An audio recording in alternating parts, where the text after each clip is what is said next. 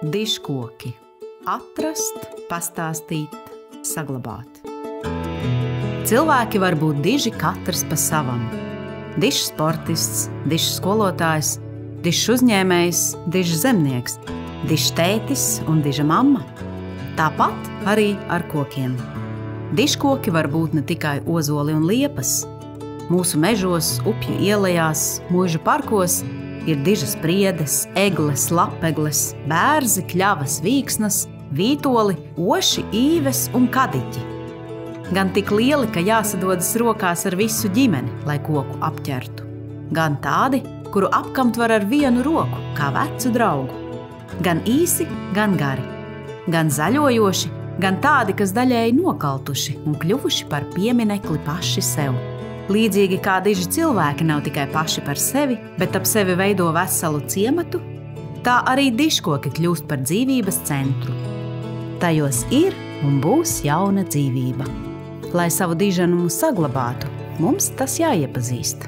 Ja tavā ikdienas pastaigu maršrutā ir kāds liels koks, kas varētu būt dižkoks, tad izmēri to. Jo ik viens var piereģistrēt jaunu dižkoku Dabas aizsardzības pārvaldes interaktīvajā dižkoku rīkā. Pag, netik strauji. Kā jāmēra? Šodien ir tā diena, kad tu beidzot vēlies nomērīt šo koku, bet tev jābūt līdz mērlentei. Man ir? Parādi. Metru gara. Metru? Jā. Būs par maz. Varbūt pastīšos, vai man nav kaut kas labāks. 5 metri. Lai izmērītu, tev vispirms ir jānomēra 1,30 m augstums. Vai nu no zemes, vai no sakņu kakla. 1,30 m augstumu esmu atradušas. Šī būs tā vieta, kur mēs mērīsim. 3,32. Vai visiem kokiem jābūt tik resniem, lai būtu dižkoki?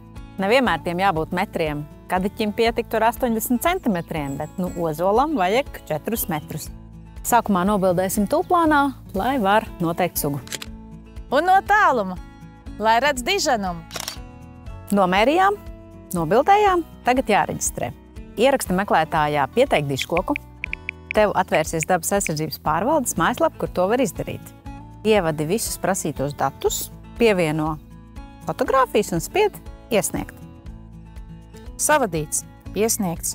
Kas tālāk? Tavs darbiņš šeit ir beidzies. Tagad jāgaida vairs tikai Dabas aizsardzības pārvaldes inspektors, kurš pārliecināsies, ka patiešām nomērīts pareizi un ka tā ir patiešām lapegle, piereģistrēs šo koku oficiālajā dižkoku reģistrā un piešķirs tam ordeni. Dižkoki augot ir redzējuši to, ko mēs varam tikai iztēloties. Un ja par tiem rūpēsimies, tie redzēs to, ko mēs vairs neredzēsim.